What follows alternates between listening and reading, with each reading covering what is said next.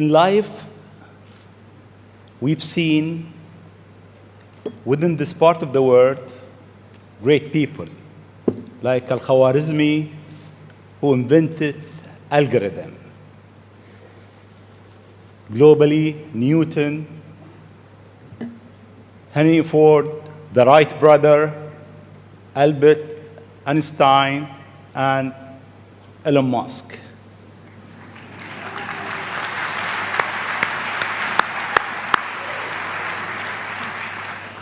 It seems you are in rush. You want to go to places that nobody been. You are reinventing a certain industry, from the rocket industry with SpaceX to the car industry with Tesla. What's your mission life? Why you do whatever you do? Sure. Well, first of all, thank you for having me. It's an honor to be here, and we're having a really, really great time with my kids in Dubai. It's really been fantastic. I'd really encourage anyone who hasn't been to visit. What a great city. Thank you. Thank you. And in terms of the motivations, I guess the sort of kind of a long version of the explanation, but essentially, when I was a kid, I was wondering kind of what's the meaning of life? Like, why are we here? What's it all about? And I came to the conclusion that what really matters is trying to understand the right questions to ask. And the more that we can increase the scope and scale of human consciousness, the better we are able to ask these questions. And so I think that there's certain things that are necessary to ensure that the future is good. And some of those things are, in the long term, having long-term sustainable transport and sustainable energy generation. And to be a spacefaring civilization, and for humanity to be out there among the stars and be a multiplanetary species. I mean, I think being a multi-planet species and being out there among the stars is important for the long-term survival of humanity, and that's one reason, kind of like life insurance for life collectively, life as we know it. But then the part that I find personally most motivating is that it creates a sense of adventure, and it makes people excited about the future. If you consider two futures, one where we are forever confined to Earth until eventually something terrible happens, or another future where we are out there on many planets, maybe even going beyond the solar system, I think that second version is incredibly exciting and inspiring, and there need to be reasons to get up in the morning.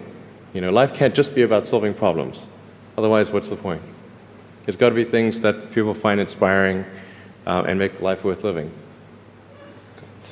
So what is life for you? I mean, you look at our life, and I heard you before speaking. Is it a dream? Is it Is life a real? dream? Is it a million D? What is life for Elon Musk? I find as I get older, I find that question to be maybe more and more confusing or troubling or uncertain. I think particularly when you see the advancement of something like video games, like say 40 years ago, you had video games. The most advanced video game would be like Pong, where you had like two rectangles and a dot. You're like batting it back and forth. I played it. Oh yeah, me too, exactly. I played all. Pong. Exactly, it sort of dates you a little bit. But yeah, we both played the same game. And that was like, wow, that was a pretty fun game at the time. But now you can see a video game that's photorealistic, almost photorealistic, and millions of people playing simultaneously. And you see where things are going with virtual reality and augmented reality. And if you extrapolate that out into the future with any rate of progress at all, like even 0.1% or something like that a year, then eventually those games will be indistinguishable from reality. They'll be so realistic, you will not be able to tell the difference between that game and the reality as we know it. And then it seems like, well, how do we know that that didn't happen in the past and that we're not in one of those games ourselves? Interesting. Interesting. I mean, could be. Everything is possible in life. I mean, yeah, particularly like things seem to be accelerating to something. Isn't it? I mean, if we look at our life, it seems in the past 100 years, life been accelerating quite fast. Yeah. In the past 20, It's much getting faster. faster and faster. Is it more slow? So my question is really, how life will be in Earth 20, 30, 50 years from now? Our education, our transport. How do you see it? Well, I think this is one of those things that's quite difficult to predict. When you think of, say, the first controlled powered flight was 1903 with the Wright brothers. And then 66 years later, we put the first people on the moon. I mean, if you'd ask people, say in 1900, what are the odds of, man landing on the moon, they would have said that's ridiculous. And if you try to talk to them about the internet, they would not even know what the heck what are you even talking about? Like, this sounds so crazy. But today, with a $100 device, you can video conference with anyone in the world, on the other side of the world. And if you have a Wi-Fi connection, it's basically free. Free to have an instant visual communication with anyone, or even with millions of people. With social media, you can communicate to millions of people simultaneously. You can Google something and ask any question. It's like an oracle of wisdom that you can ask almost any question and get an instant response. It would have been incredibly difficult to predict these things in the past, even the relatively recent past. So I think the one thing that we can be quite certain of is that any predictions we make today for what the future will be like in 50 years will be wrong. That's for sure. I mean, I think directionally, I can tell you what I hope the future has, as opposed to maybe what it will be, because this may just be wishful thinking. I hope we are out there on Mars and maybe beyond Mars, the moons of Jupiter. I hope we're traveling frequently throughout the solar system, perhaps preparing for missions to nearby star systems. I think all of this is possible within 50 years. And I think that would be very exciting to do that. And I think we'll see autonomy and artificial intelligence advance tremendously. I think that's actually quite near term. My guess is in probably 10 years, it will be very unusual for cars to be built that are not fully autonomous. 10 years. 10 years from now. Yeah. I think almost all cars built will be capable of full autonomy in about 10 years. As it is, the Tesla cars that are made today have the sensor system necessary for full autonomy, and we think probably enough compute power to be safer than a person. So it's mostly just a question of developing the software and uploading the software. And if it turns out that that more compute power is needed, we can easily upgrade the computer. And so that's all Tesla's built since October of last year. And other manufacturers will follow and do the same thing. So getting in a car will be like getting in an elevator. You just tell it where you want to go, and it takes you there with extreme levels of safety. And that'll be normal. It'll just be normal. Like for elevators, there used to be elevator operators. You get in, there'd be a guy moving a lever. Now you just get in, you press the button, and that's taken for granted. So autonomy will be widespread. I think one of the most troubling questions is artificial intelligence. And I don't mean narrow AI, like vehicle autonomy I would put in the narrow AI class. It's narrowly trying to achieve a certain function. But deep artificial intelligence, or what is sometimes called artificial general intelligence, where you could have AI that is much smarter than the smartest human on Earth. This, I think, is a dangerous situation. Why it is dangerous? I mean, there is two views. One view is artificial intelligence will help humanity. There is another school of thought is artificial intelligence is a threat to humanity. Why is it? Well, I think it's both. You know, it's like one way to think of it is imagine we were going to be visited. Imagine you were very confident that we were going to be visited by super intelligent aliens in, let's say, 10 years or 20 years at the most. Super intelligent. So you think within 20 years yes, we'll have alien in Earth? Well, digital superintelligence will be like an alien. It will be like an alien. Yeah. But my question is, do you think there is other intelligent life outside the Earth? It seems probable, but I think this is one of the great questions in physics and philosophy, is where are the aliens? Maybe they're among us, I don't know. Some people think I'm an alien. Not true. Not true. But maybe we are alien. Of course I'd say that, maybe wouldn't we I? are alien, Elon. I mean, if you look at this part of the world, Yeah. they believe that human beings are not from Earth. They came from somewhere else. Eve Maybe. and Adam came from somewhere else to Earth. So in a way, human being alien to this land. Do you think we'll make contact with alien within the next 50 years? Well, that's a really tough one to say.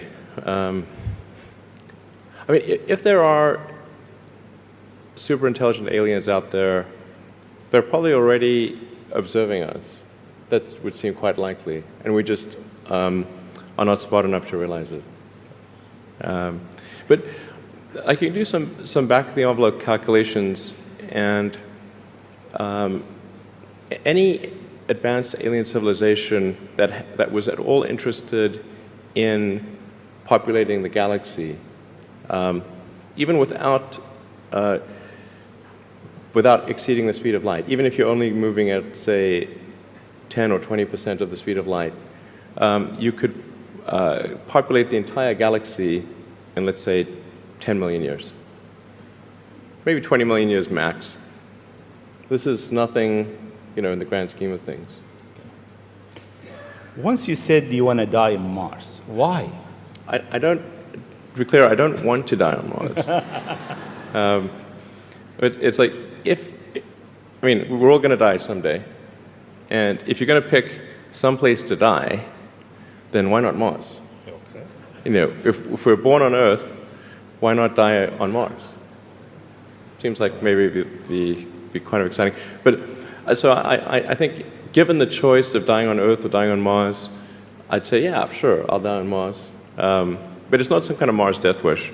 And if I do die on Mars, I just don't want it to be on impact. Okay. Got it. Yeah. Let's come back to Earth, actually. Okay. You tweeted that you are building a tunnel under Washington, D.C. Why? What is it? Well, it's a secret plot, Okay. just between us. Okay. Nobody heard you? Yeah, exactly. Please keep that secret. Well, I think this is going to sound a little. I mean, it seems like somewhat trivial or silly, but I've been saying this for many years now. But I think that the solution to urban congestion is a network of tunnels under cities. And you can, when I say, I don't mean a 2D plane of tunnels. I mean tunnels that go many levels deep. So you can always go deeper than you can go up. Like the deepest mines are taller than the tallest buildings. So you could have tunnels, a network of tunnels that is 20, 30, 40, 50 levels, as many levels as you want, really. And so given that, you can overcome the congestion situation in any city in the world. The challenge is just figuring out how do you build tunnels quickly and at low cost and with high safety. So if tunneling technology can be improved to the point where you can build tunnels fast, cheap, and safe, then that would completely get rid of any traffic situations in cities. And so I think that's why I think it's an important technology. Washington, D.C., LA, and most of the major American cities, most major cities in the world, suffer from severe traffic issues. And it's mostly because you've got these buildings you have tall buildings that are 3D, and you have a road network that is one level. And then people generally want to go in and out of those buildings at the exact same time. So then you get the traffic jam. Let's come back to UAE and Dubai.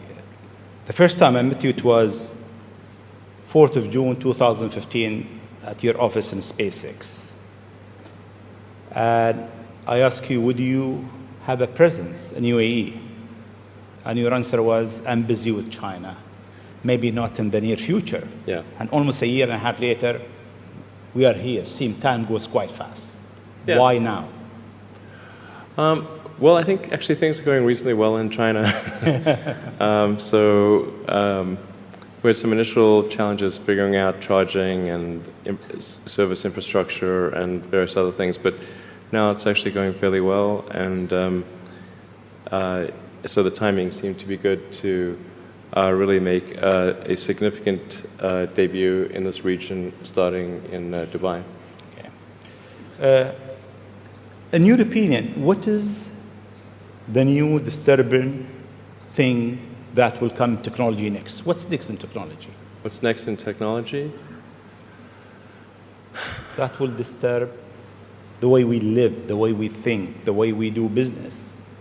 Well, the most near-term impact from a technological standpoint is autonomous cars, like fully self-driving cars.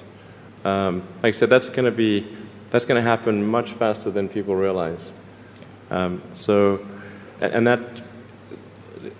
going to be a great convenience to be an autonomous car, but there are many people whose jobs it is to drive. So in fact, I think it might be the single largest employer of people is driving in various forms.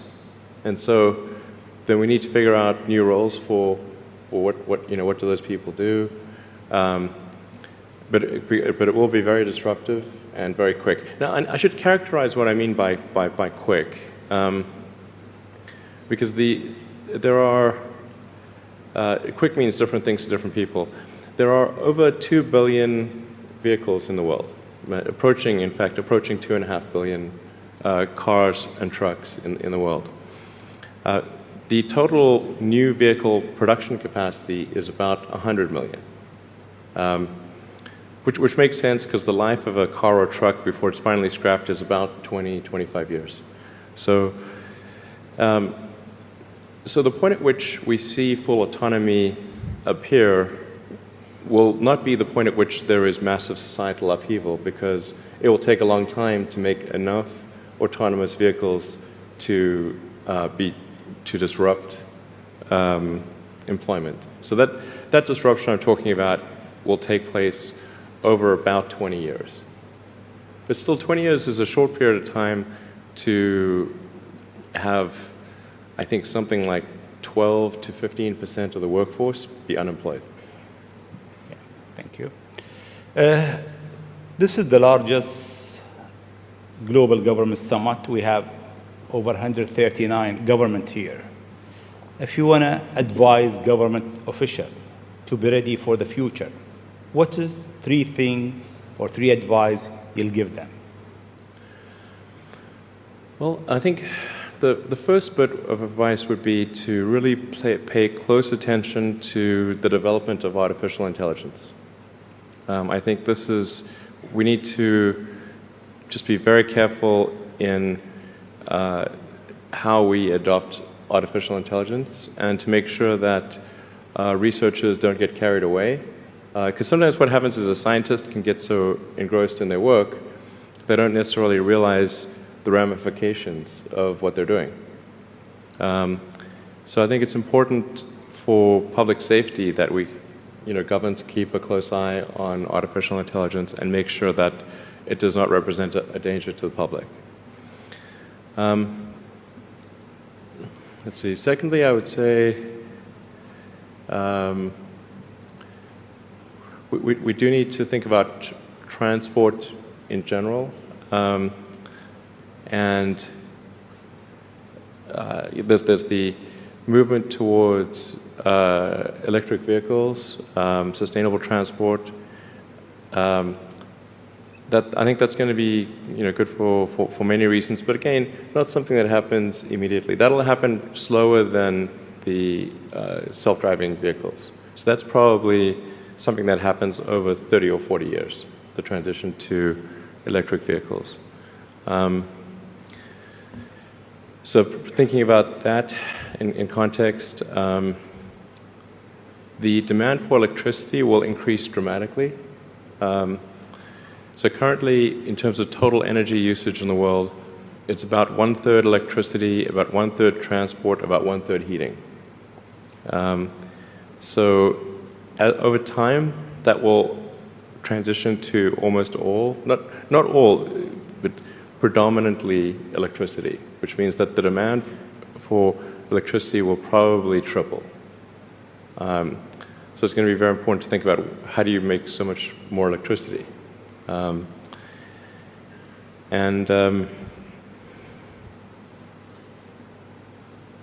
Seem they have an easy job. That's it. There's no more challenges for them. No, well, then I think maybe these things do play into each other a little bit. But what to do about mass unemployment? This is going to be a massive social challenge. And I think ultimately we will have to have some kind of universal basic income. I don't think we're going to have a choice. Universal basic income. Universal basic income. I think it's going to be necessary.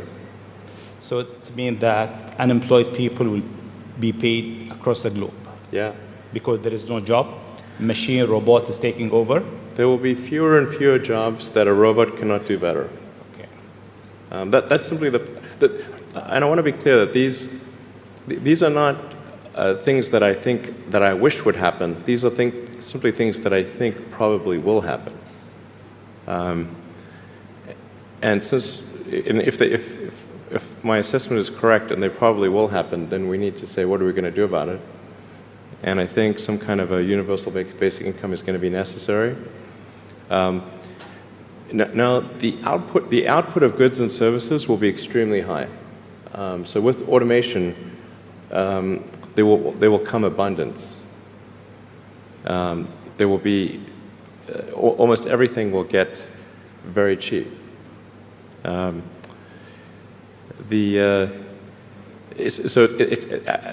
think I think we'll just end up doing a universal basic income. It's going to be necessary.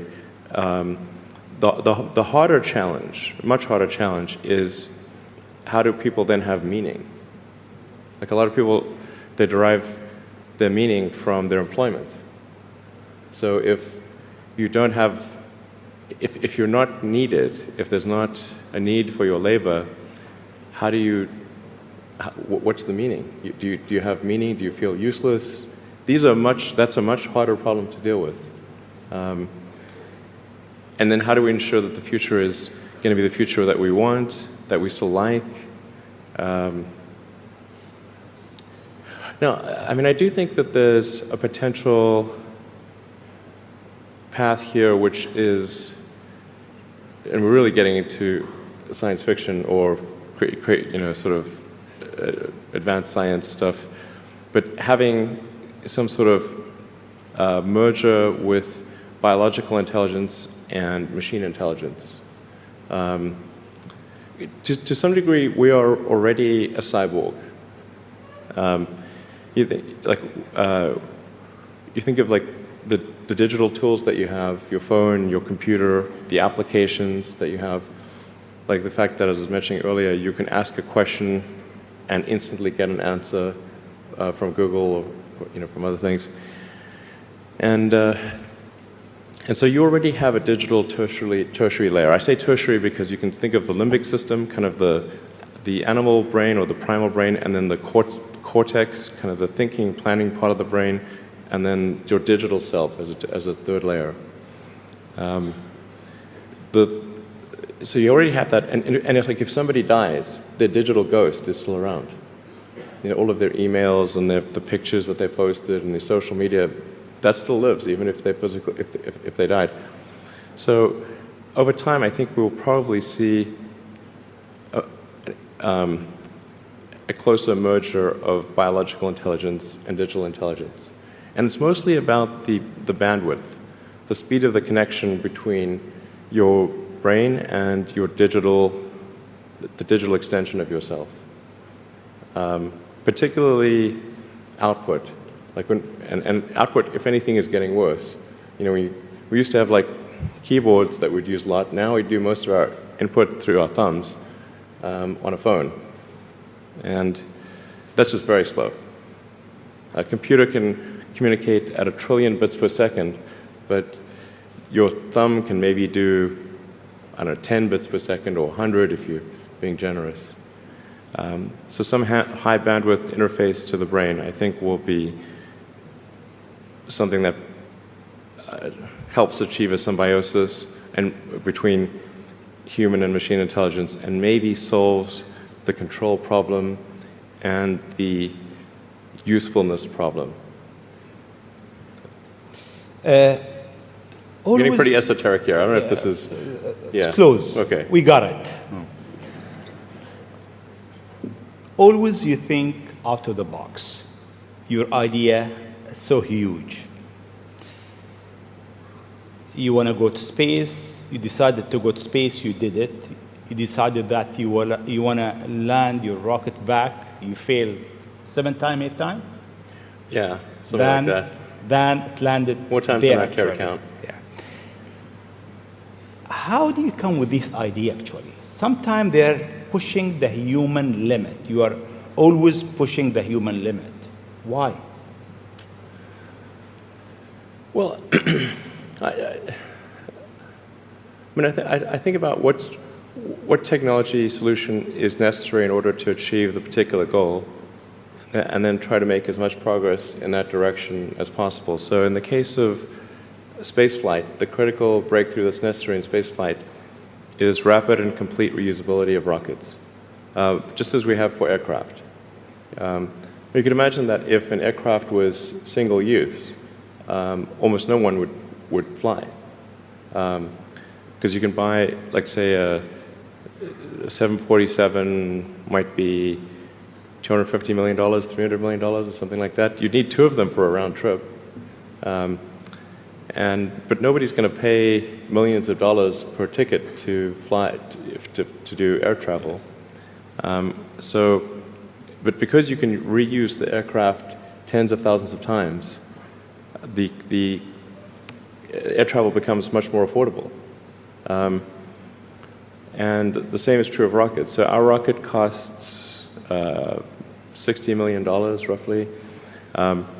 So the capital cost, if it can be used once, is $60 million. But the capital cost, if it can be used 1,000 times, is $60,000. So then if you can carry a lot of people per flight, then you can get the cost of space flight to be something not far from the cost of air flight. So it's extremely fundamental. Because Earth's gravity well is quite deep, Earth has a relatively, fairly high gravity, the difficulty of making a rocket reusable is much greater than the difficulty of making an aircraft reusable. And that's why a fully reusable rocket has never been developed thus far. But if you use the most advanced materials, most advanced design techniques, and you get everything just right, then I'm confident that you can do a fully reusable rocket. Fortunately, if Earth's gravity was even 10% stronger, I would say it would be impossible. You need a team around you to deliver a lot of ideas. How do you choose your team? Based on what? Well, I suppose honestly that it tends to be gut feel more than anything else. So when I interview somebody, my interview question is always the same. What do you ask? I said, tell me the story of your life and the decisions that you made along the way and why you made them. And then, and also tell me about some of the most difficult problems you worked on and how you solved them. And that question, I think, is very important because the people that really solved the problem, they know exactly how they solved it. They know the little details. And the people that pretended to solve the problem, they can maybe go one level and then they get stuck. So, what was your biggest challenge in life? Biggest challenge in life?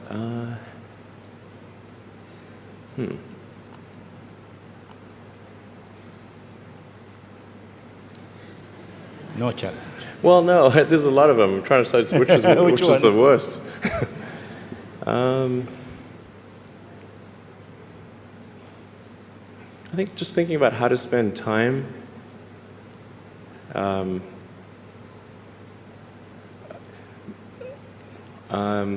One of the biggest challenges, I think, is making sure you have a corrective feedback loop and then maintaining that corrective feedback loop over time, even when people want to tell you exactly what you want to hear. Okay. That's very difficult. Yes. Time is over. I'll ask you just one last question, Sure. if you allow me. In the World Government Summit, we have so many people from, so many young people actually, from across the globe.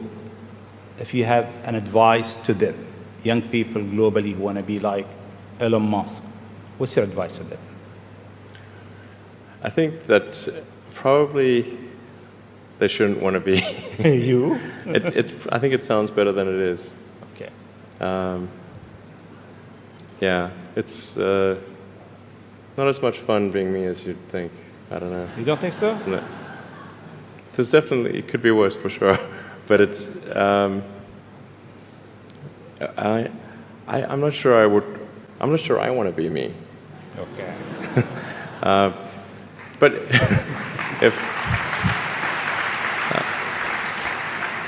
you know, I think advice, I mean, if you want to make progress in things, I think that the best analytical framework for understanding the future is physics. I'd recommend studying the thinking process around physics, like not the equations. I mean, the equations certainly they're helpful, but the way of thinking in physics is it's the best framework for understanding things that are counterintuitive. And you know, always taking the position that you're to some degree wrong, and your goal is to be less wrong over time.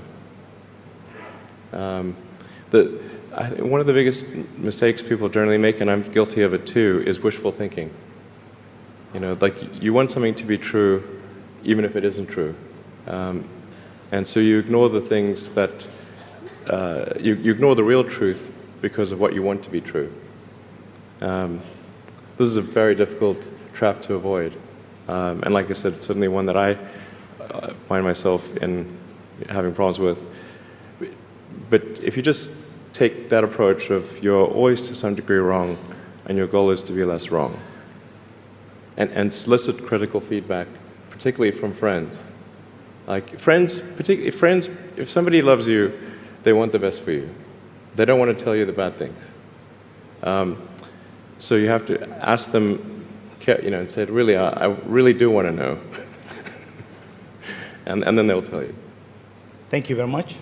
It's been